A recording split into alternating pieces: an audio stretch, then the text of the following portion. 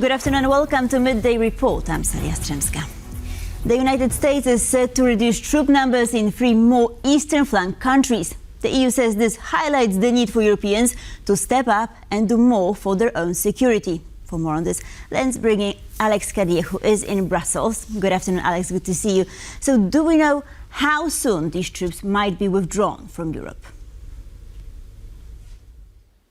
Well, good afternoon, Sally. We think it will be as early as December. Of course, that's not confirmed by the US authorities yet, but it has been addressed right here in Brussels by the European Commission. We'll come back to that in a moment. Those 3 countries, Hungary, Slovakia and Bulgaria, could see US troops being reduced, not removed altogether, but reduced like we've seen in the last few days in Romania. That, of course, brings into question deterrence on Europe's eastern flank with Russia's aggression against Ukraine, against other countries, those eastern flank countries feeling that pressure, feeling that threat from Russia. I put the question to Anita Hipper, the European Commission's foreign affairs spokesperson, about what this could mean for European security. We, as always, count on the US as a strong partner in supporting our efforts, but this also shows once more our need and our resolve to increase the spending when it comes to defense and our own security. So clearly there, that focus on European defense, the US, hopefully a reliable partner, but clearly these changes in troop posture, troop numbers in Europe will be a concern for those eastern flank countries. Now we know one exception to this could be Poland. We've heard guarantees from the US side that troop numbers in Poland would not be reduced. So perhaps this is just a reorganization of US presence in Europe, but it will certainly make those eastern flank countries a little bit nervous. Sally. Alex Kadir reporting from Brussels. Much appreciated. Thank you. The European Commission has called the ban on Ukrainian grain upheld by Poland, Hungary and Slovakia unjustified. The ban remains in place despite a new and updated trade agreement between Kyiv and Brussels coming into force on Wednesday. The issue of Ukrainian produce has long been a point of contention between some member states and the Commission. The harvest season has just ended, but the season for political struggles is just starting. Poland, Hungary and Slovakia are in a standoff with the European Commission over imports of Ukrainian grain, and the Commission is not beating around the bush.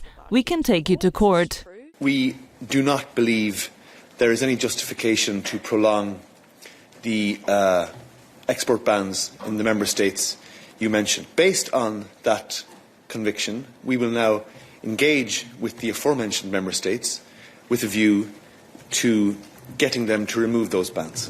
But the Central European governments are unlikely to back down, especially Poland, where almost 9% of the workforce is employed in agriculture, compared to the EU average of around 4%. The government in Warsaw doesn't want to enrage Polish farmers, who protested after cheap Ukrainian produce flooded the European market in 2022, after the EU decided to make it wide open to support the embattled country's economy. Statistics show that after initial surge, grain imports from Ukraine fell by half, to roughly pre-war levels. Ukraine reportedly struck several energy targets inside Russia overnight. President Zelenskyy says new intelligence shows all sanctions are starting to hit the Kremlin's war chest. Meanwhile, Russia kept up its air attacks on Ukraine's power grid and rail network. As explosions thunder around them, emergency crews race to rescue victims of a drone attack on this high-rise block. Fire engulfed the upper floors as blasts blew out the windows. I was on the balcony when I heard something descending. I crouched down and the glass shattered. They were shooting and then bang, everything, all the windows shattered. Officials said 15 people were wounded and others led to safety as firefighters battled the flames. Ukrainian Deputy Prime Minister for Restoration Oleksiy Kuleba posted on Telegram that Moscow's forces had targeted Ukraine's rail infrastructure. A key regional connection hub and maintenance depot in Sumy were damaged. Engineers were able, though, to restore services for morning commuters. Railway lines were also struck in neighbouring Kharkiv, forcing trains to take alternative routes and causing delays. The United Nations on Friday warned that civilian deaths and casualties will likely increase. This year has been deadlier than 2024 in terms of civilian casualties, a 30% increase so far this year over last year. I think it's also important to take on board that this is increasingly a technological war, a drone war.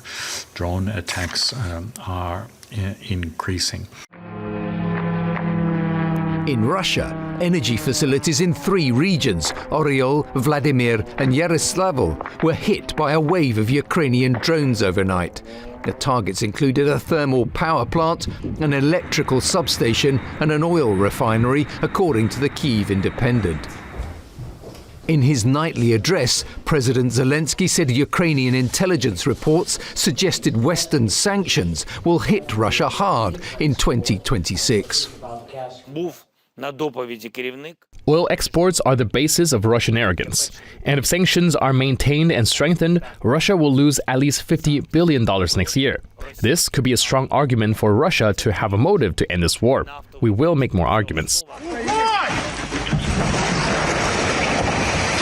According to NBC News, a recent US intelligence assessment warns the Kremlin is more committed than ever to winning the war. Ukrainians can expect no let-up in Russia's brutal onslaught.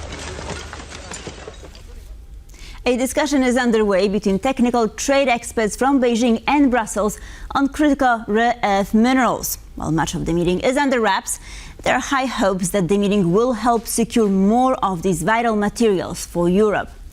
Let's bring in our EU correspondent Angela Skujins, who is in Brussels. Good afternoon, Angela. So what else do we know about these talks?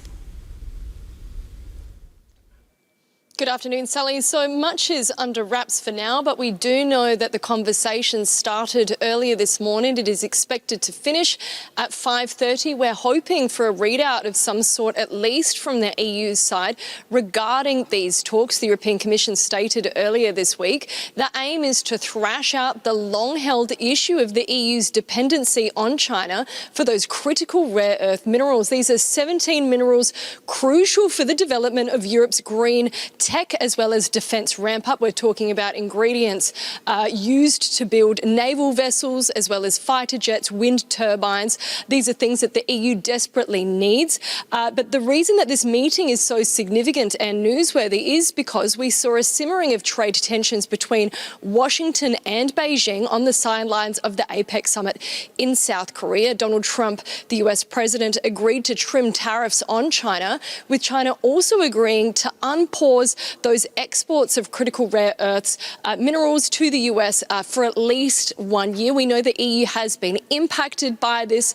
This is exactly why the European Commission President Ursula von der Leyen announced on Saturday that the bloc wanted to deepen relationships with partners such as Greenland and Ukraine to acquire these rare earth minerals so that those key infrastructure capability projects can be built. Hopefully we will get some more clarity at the end of the day regarding these talks and what this can mean for Europe's countries in particular.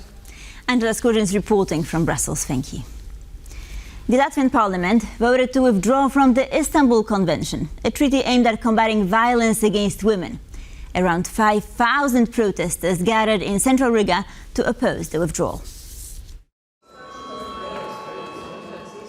56 Latvian lawmakers in the 100-seat parliament voted to withdraw from the convention. The treaty's opponents argued that it introduces a definition of gender going beyond biological sex, an allegation that the Council of Europe, which adopted the convention, has repeatedly rejected. For the 56 parliamentarians, existing national laws suffice to address gender-based violence, but 32 lawmakers who voted against the withdrawal disagree. Unfortunately, in my opinion, even normal patriotic parties have been influenced by pro-Kremlin and populist forces in the pre-election atmosphere, creating an anti-European atmosphere and promoting it. The development occurred after the ruling coalition's conservative partner, the Greens and Farmers Union, supported the move to withdraw, defying both the Prime Minister and President. According to the liberal faction of the coalition, this could impact Latvia's international standing. There are going to be international consequences, and especially in a time where there's, where Latvia's Latvia's sort of standing or geopolitical orientation is very important when it comes to Russia's war in Ukraine. I have my concerns that Latvia's overall standing will take a hit. And concern was also visible among the 5,000 demonstrators who gathered to protest the withdrawal outside the Latvian parliament in one of the biggest public demonstrations in recent years. Given that I myself have suffered violence, I remember what things were like before the Istanbul Convention.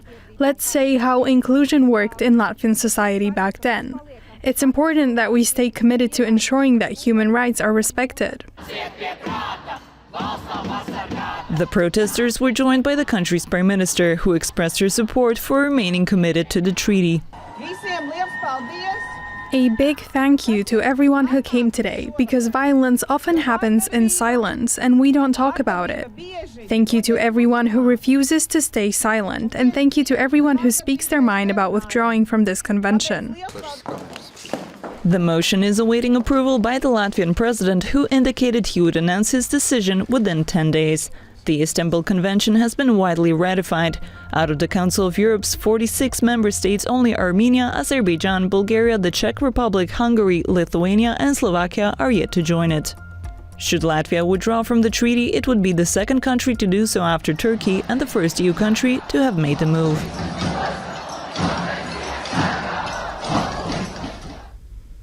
As the world celebrates Halloween, Poland looks to something deeper. Dziady or Forefathers' Eve is an ancient night of remembrance for one's ancestors. In Sopot, this reborn Slavic tradition brings the past to life once again. Take a look.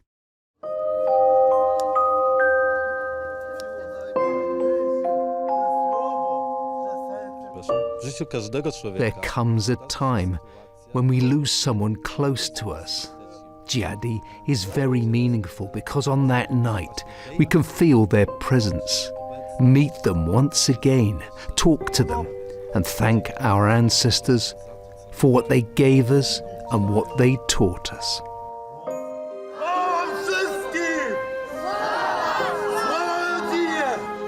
This is Halloween's Polish counterpart, Dziady, or Forefathers' Eve, a centuries-old Slavic tradition devoted to honoring one's ancestors. And here's what a reenactment looks like. At the Grodzisko Museum in Sopot, a spectacle inspired by literary accounts of Dziady brings this ancient ritual to life, helping audiences rediscover a forgotten chapter of Slavic spirituality. First, we must welcome the sacred fire. Then we call upon our ancestors and the gods to join us so that we can celebrate together, feast together, share our successes, ask them for health, for happiness, for peace, but also thank them for what they have taught us, for teaching us how to be human.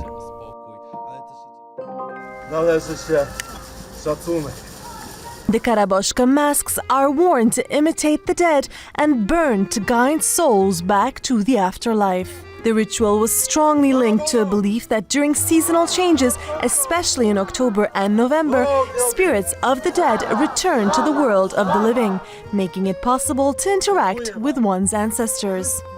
This topic becoming more popular because for many years there was not enough sources and not enough information about the traditions, and right now I think that we can say that it's reborn. In the past though, Dziady had a slightly spookier touch, celebrated with feasts held right at ancestral graves. Eating and drinking at burial grounds was seen as a way to spend time with those long gone. It's really important for today, for the society, to know where our roots are. I was born as a Christian, yes, but I feel deep inside my heart I'm a Slavic man. I feel interested. After the Christianization of the Slavs and Balts, this pagan remembrance evolved into All Saints' Day, when Poles still spend nights by the graves of loved ones, lighting candles in their memory. It's safe to say that in Poland, graveyards are less about fear and more about love, gratitude, and continuity. And with this, we conclude our news bulletin. Thank you for watching, and please stay tuned for more here on TVP World.